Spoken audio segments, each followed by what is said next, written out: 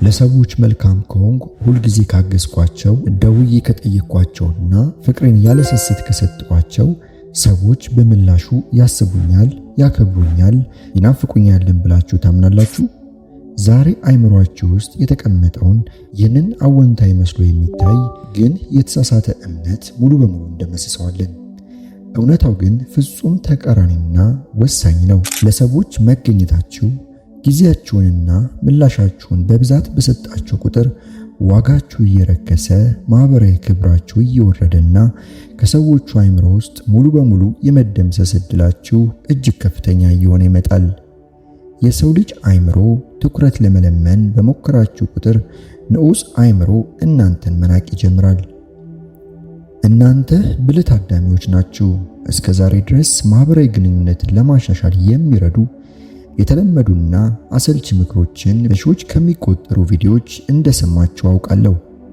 ፈገግ በሉ፣ በደንብ አዳምጡ፣ አክብሮት ስጡ የሚሉ የቆዩ ምክሮች ሙሉ በሙሉ ስህተት አይደሉም፣ ነገር ግን እጅግ በጣም ጎደሎች ናቸው። እነዚህን ምክሮች በተግባር ተጠቅማችሁባቸው እንኳን በሰዎች አይምሮ ውስጥ ያላችሁ ቦታ ለምን እንዳልተቀየረ ጠይቃችሁ ታውቃላችሁ? ምክንያቱም አንድ ትልቅና ድብቅ የሆነ ሳይንሳዊ ምስጢርን ስለማታውቁ ነው። የሰው ልጅ አይምሮ የሚመራው በምክንያታዊነት ሳይሆን በንዑስ አይምሮ የኬሚካል ስሌቶች ነው። በዚህ ቪዲዮ ውስጥ ምንም አይነት ተረት ወይም የግል ታሪኮችን አልነግራችሁም።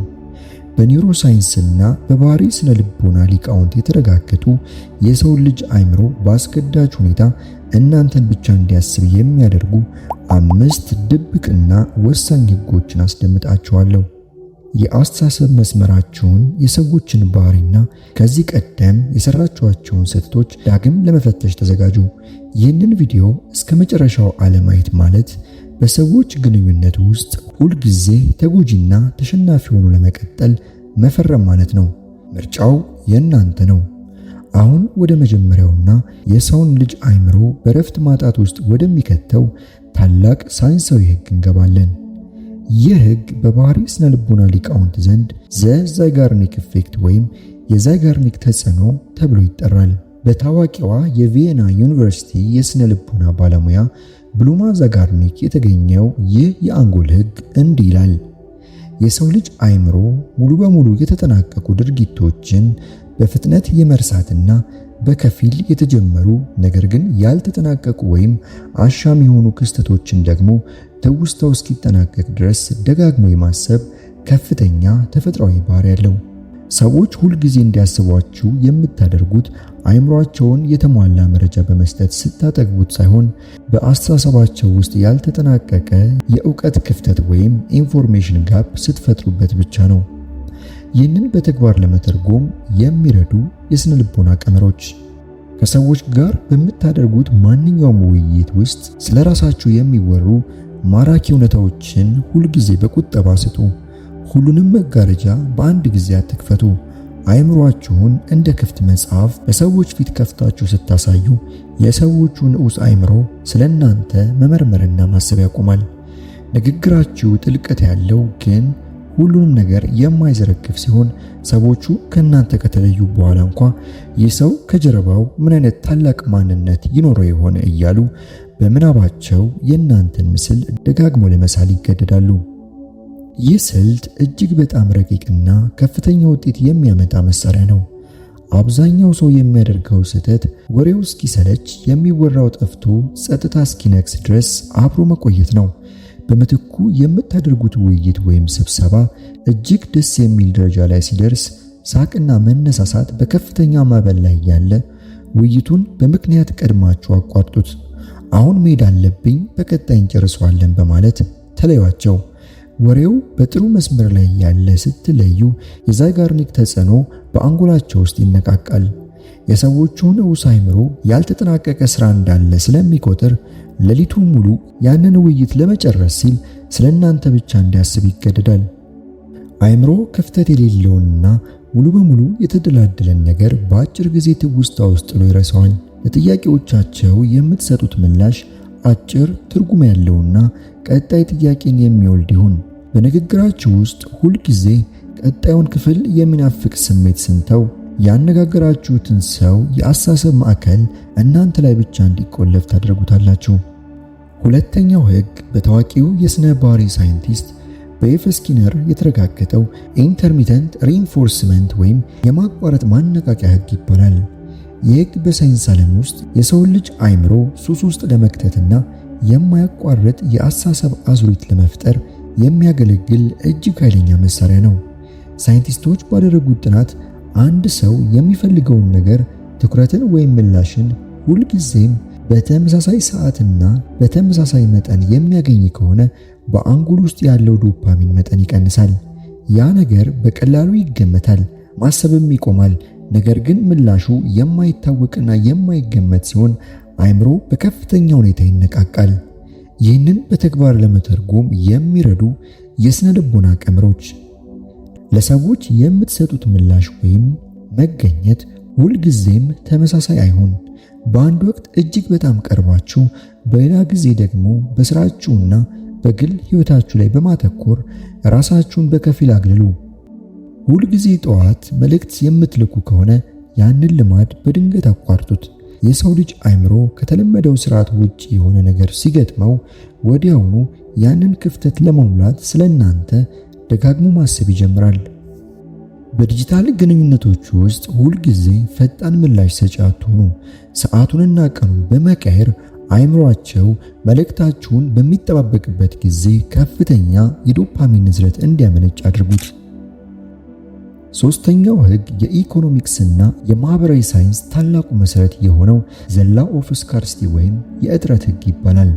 ሳይንቲስቶች በሰዎች ባህሪ ላይ ባደረጉት ምርምር የሰው ልጅ ለአንድ ነገር የሚሰጠው ክብርና ዋጋ በቀጥታ የሚወሰነው ያ ነገር በሚገኝበት የእጥረት መጠን ልክ ነው።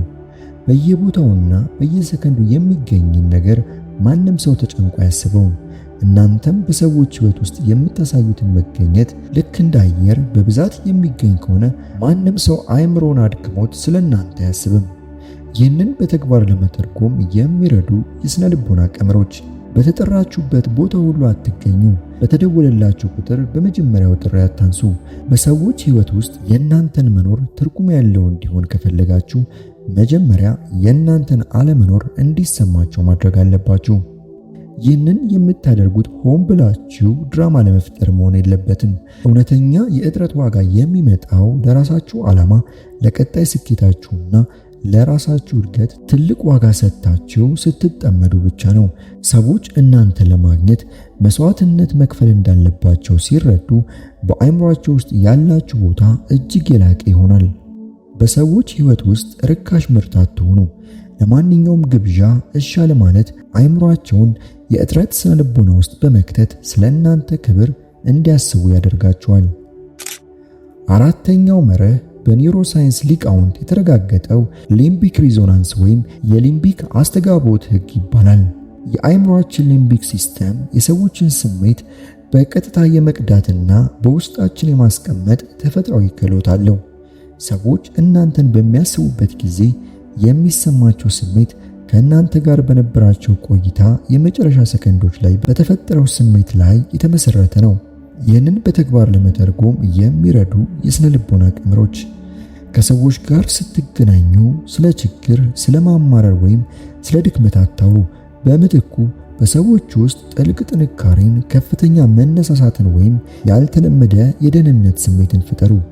አእምሯቸው ያንን ከፍተኛ የስሜት ደረጃ ድጋሚ ለመለማመድ ሲፈልግ እናንተን ማሰብ ብቸኛው አማራጭ እንደሆነ ይቆጥረዋል። ከአንድ ሰው ጋር ተገናኝታችሁ ስትለያዩ የመጨረሻው ቃላችሁ እጅግ ጠንካራ፣ አክብሮት የተሞላበትና የማያወላውል ይሁን። ያ የመጨረሻ ስሜት በሊምቢክ ሲስተማቸው ውስጥ ረዘም ላለ ጊዜ ተቀርጾ ይቆያል። ስትናገሩ በረጋ ነገር ግን በማያወላውል ድምፅ ይሁን። የስሜት መለዋወጥ የማያጠቃው ሰው መሆናቸውን ሲረዱ አእምሯቸው እናንተን እንደ መጠለያ በመቁጠር በምናባቸው ሁልጊዜ ይፈልጋቸዋል። አምስተኛውና የመጨረሻው ሕግ በኖቤል ተሸላሚው ዳንኤል ካነማን የተረጋገጠው ሎስ አቨርሽን ወይም የማጣት ፍርሃት ሕግ ይባላል።